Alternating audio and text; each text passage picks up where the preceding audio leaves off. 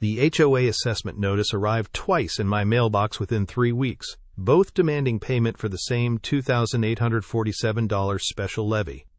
I'm Marcus Evans, 34, Facilities Manager for the Ironwood Municipal Complex. I've lived at 847 Maple Ridge Drive in River Park for 6 years. I know paperwork. I know when something doesn't add up. The first notice came on October 15th. Standard River Park Homeowners Association letterhead. Special assessment for emergency storm drain repairs following September's flooding. Due November 1st. I paid online immediately through the HOA portal.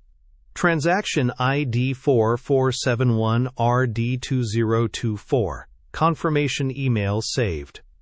The second notice arrived November 3rd, identical amount, same project description, same due date that had already passed, late fees included. I called the HOA management office. Aubrey Howard answered. She'd been the administrative coordinator for 3 years. Professional, efficient, never made mistakes with billing. Mr. Evans, our records show no payment received for the October special assessment. I read her my transaction ID. She put me on hold. 2 minutes of elevator music.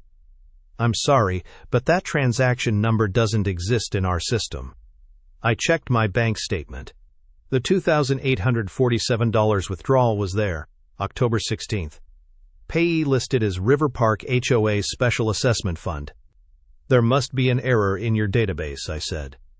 Our system is managed by Pinnacle Property Solutions. They handle all financial transactions. I can submit a research request, but it takes 7 to 10 business days. I hung up, opened my laptop, logged into the HOA resident portal. My payment history showed the last transaction in August. Regular monthly dues. No special assessment payment recorded. But my bank account told a different story. I printed both statements, highlighted the discrepancies. The numbers were clear, the money had left my account, the HOA claimed they never received it. Someone was lying. I walked to my front window, looked across the street at Jonas Howard's house. He'd been our neighborhood's go-to plumber for 5 years. Fixed my water heater last winter, honest work, fair prices. His van was parked in the driveway, Pinnacle Property Solutions magnetic sign on the door. That was new. I'd never seen that sign before. Jonas had always worked independently, small jobs, emergency repairs, cash or check payments. Now he was connected to our HOA management company, the same company that couldn't find my $2,847 payment. I grabbed my phone, scrolled through my contacts, found Jonas's number. We'd exchanged information after the water heater job. Good to have a reliable plumber in the neighborhood. The call went straight to voicemail. Generic message, no mention of Pinnacle Property Solutions.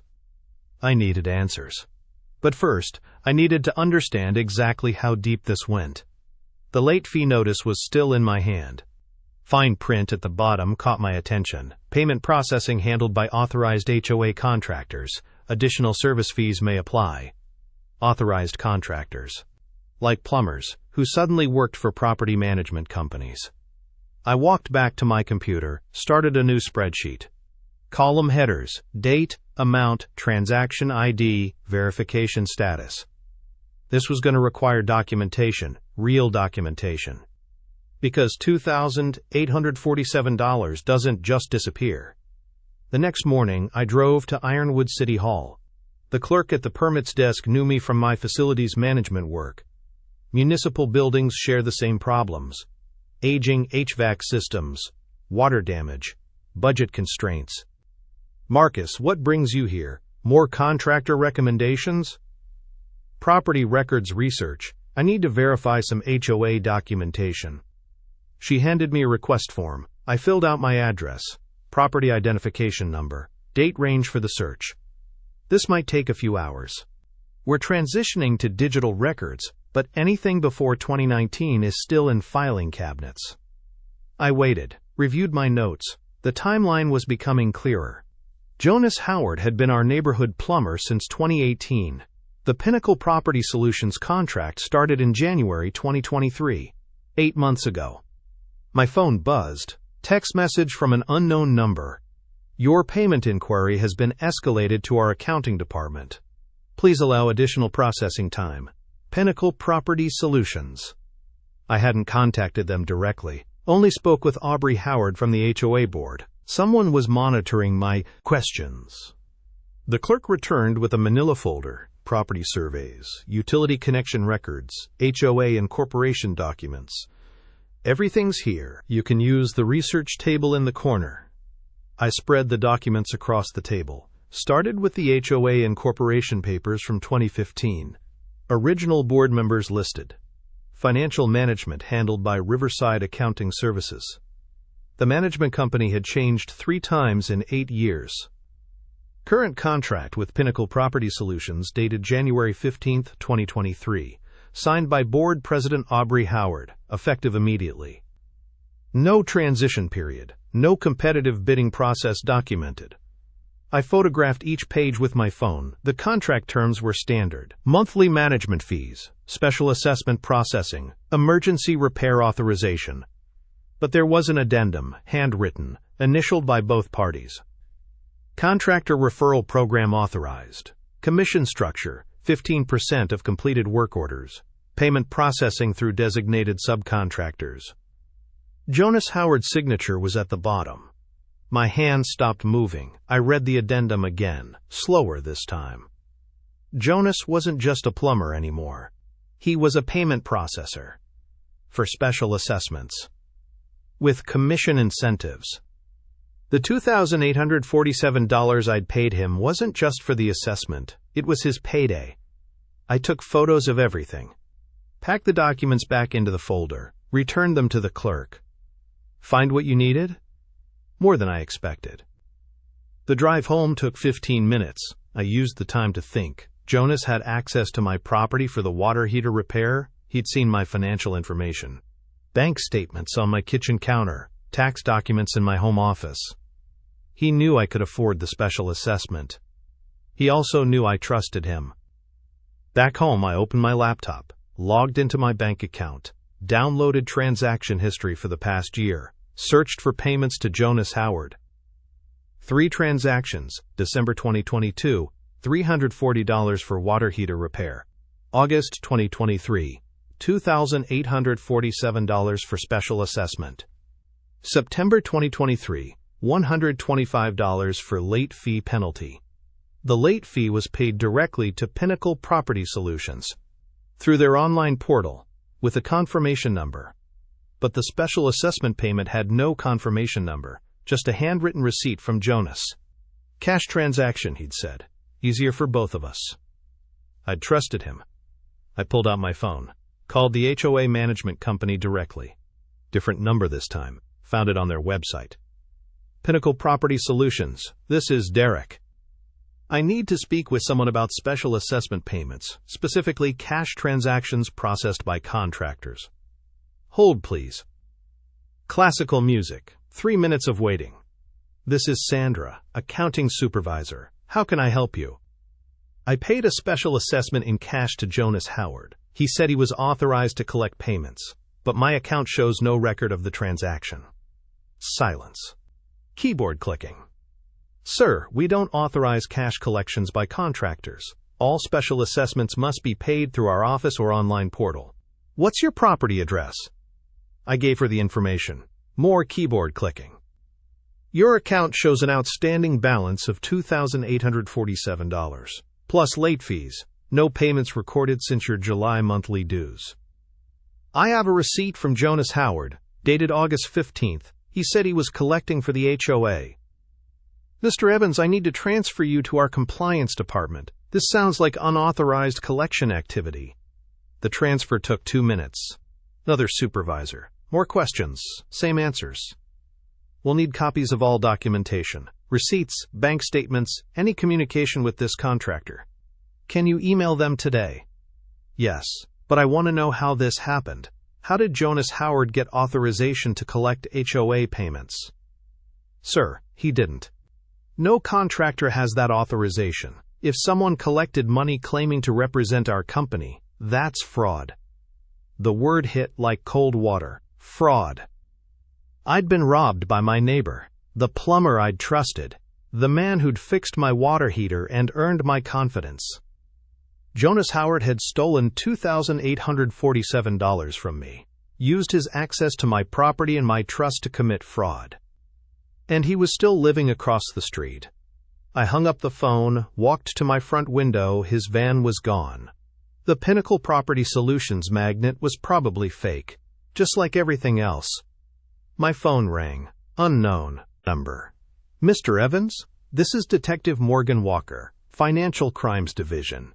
Pinnacle Property Solutions contacted us about your case. We need to schedule an interview. Detective Morgan Walker met me at the Ironwood Police Department the next morning. Small office, gray desk, recording equipment. Tell me about your relationship with Jonas Howard. I explained the water heater repair, the trust I'd developed, the cash payment for the special assessment. Did he show identification when he collected the payment? No, he was my neighbor. I knew him. Walker took notes. Precise handwriting. Professional demeanor. We've had 3 similar complaints this week, all involving Jonas Howard, all special assessment collections. 3 others. The scope was bigger than my case. What's the total amount? Approximately $12,000. 4 homeowners in River Park District. Jonas had been busy. Systematic fraud across our neighborhood. We need your documentation, receipts, bank records, any text messages or emails. I handed over the folder I'd prepared. Receipt, bank statement, photos of the work order. This receipt looks legitimate. Professional formatting. Company letterhead. Is Pinnacle Property Solutions real? Yes, but Jonas Howard doesn't work for them. Never has. He's using their name without authorization. Identity theft, fraud, impersonation of a legitimate business. What happens next? We execute a search warrant, seize his records, interview other victims, build a case for the district attorney. Walker's phone buzzed. Text message. Judge approved the warrant. We're moving today. I drove home, parked in my driveway, waited. 2 hours later, 3 police cars arrived. Unmarked sedan, uniformed officers, Detective Walker. Jonas Howard's house was surrounded. I watched from my kitchen window. The front door opened. Jonas appeared in handcuffs. No resistance, no drama. Officers carried boxes from his house, computer equipment, filing cabinets, documents. Aubrey Howard stood in the doorway, crying, confused. The search lasted 4 hours. Methodical, professional, complete. Walker knocked on my door afterward. We found evidence of systematic fraud. Fake receipts. Forged HOA documents. Bank records showing deposits from multiple victims. How long was this going on? At least 6 months. Possibly longer. He targeted new residents and elderly homeowners, people who wouldn't immediately verify payments with the HOA. Smart strategy. Vulnerable targets. Limited verification. Will I get my money back? We'll work with the district attorney on restitution, but recovery depends on his assets. Walker handed me a business card. We'll need you to testify if this goes to trial. Are you willing? Yes. Good. We'll be in touch. The police cars left. The neighborhood returned to normal. But everything had changed. Jonas Howard was gone, arrested, charged with multiple felonies. I called Pinnacle Property Solutions, spoke with their legal department. We're cooperating fully with law enforcement. Mr. Howard never worked for our company. We're pursuing civil action for trademark infringement. What about the victims? We're establishing a victim assistance fund, not legally required, but it's the right thing to do. Corporate responsibility, damage control, public relations. But also genuine concern for the people Jonas had defrauded. The next week brought more developments, local news coverage, newspaper articles, community meetings. Aubrey Howard moved out, rental truck, no forwarding address. The house went up for sale, quick listing, below market price. I attended the HOA board meeting, packed room, angry homeowners. How did this happen? Demanded one resident. Board President Aubrey Howard, different Aubrey, no relation, explained the situation. The HOA never authorized cash collections. All payments must go through official channels. We're implementing new security measures. What about the victims? We're working with law enforcement and insurance companies. Recovery is possible but not guaranteed. The meeting lasted 2 hours. Questions, concerns, demands for accountability. I spoke during public comment. This happened because we trusted our neighbor, but trust requires verification. We need better communication between the HOA and homeowners. Applause, agreement, calls for reform. The board voted on new policies. Written, authorization required for all collections. Photo identification mandatory. Verification procedures established. Too late for the current victims, but protection for future residents. 3 weeks later, Detective Walker called. Jonas Howard pled guilty, 15 counts of fraud. Restitution ordered for all victims. How much will I recover? Full amount plus interest. He's liquidating assets to pay victims. Justice. Accountability. Financial recovery. When? 60 days. Court-supervised restitution program. I hung up, walked to my front window. The Howard house was empty. For sale sign in the yard. New neighbors would move in eventually. The cycle would continue. But the lesson remained. Trust requires verification. Neighbors can betray neighbors. Vigilance protects communities. My phone rang. Unknown number. Mr. Evans? This is Sarah Chen, investigative reporter with Channel 8 News. We're doing a story about HOA fraud. Would you be willing to share your experience? Yes. We're also investigating broader patterns of financial corruption in homeowner associations. Are you interested in helping with that investigation? I thought about the other victims. The systematic nature of Jonas's fraud, the vulnerability of suburban communities. Yes, I'm interested. The betrayal had ended, but the work was just beginning. 6 months later, I stood in my driveway reviewing the final insurance settlement documents. Full restitution plus damages. Jonas Howard's assets had covered every victim's losses. The Howard house sold in February. A young family moved in, the Patel family. 2 kids. A golden retriever. Normal suburban life resumed. I work with investigative reporters exposing HOA financial corruption. Sarah Chen's story aired in March. 3-part series.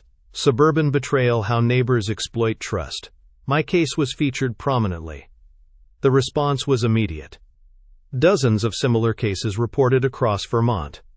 Homeowners sharing stories of fraudulent collections, forged documents, unauthorized assessments. Channel 8 created a fraud hotline. I volunteered to help screen calls. Pattern recognition from my facilities management background proved useful. The state legislature took notice. House Bill 247 introduced new regulations for HOA financial oversight, mandatory audits, electronic payment systems, criminal background checks for board members. I testified at the hearing, shared my experience, emphasized the vulnerability of suburban communities. The bill passed unanimously. River Park HOA implemented the strongest fraud prevention measures in the county: digital payment systems, dual authorization requirements, monthly financial reports to all homeowners. Aubrey Martinez was elected HOA president. Transparency became the new standard. My relationship with neighbors evolved, polite but cautious. Trust earned through verification, not assumption. The security cameras remained active. Motion sensors, cloud storage, lessons learned from betrayal. Detective Walker called last week. Jonas Howard was released after serving 4 months. Moved to New Hampshire. Probation for 2 years. He's banned from serving on any HOA board, Walker said, part of his plea agreement. Good. Your documentation made the case airtight, textbook investigation. I thanked him, hung up, walked to my front window. The neighborhood looked peaceful. Children playing, dogs walking, suburban normalcy. But I knew the truth beneath the surface. Neighbors could betray neighbors. Trust required constant vigilance. My phone buzzed. Text message from Sarah Chen. New HOA fraud case in Burlington. Similar pattern. Can you review the documents? I replied immediately. Send them over. The work continued. Other communities needed protection. Other homeowners deserved justice. Jonas Howard's Betrayal had taught me something valuable. Suburban life required active participation, oversight, accountability. I opened my laptop, reviewed the Burlington case files. Another neighbor exploiting trust, another community vulnerable to fraud. But this time, they had help, experience, knowledge gained from betrayal. The sun set over River Park, streetlights flickered on, porch lights glowed. Normal suburban evening, peaceful, quiet. It was finally over, and the silence felt earned.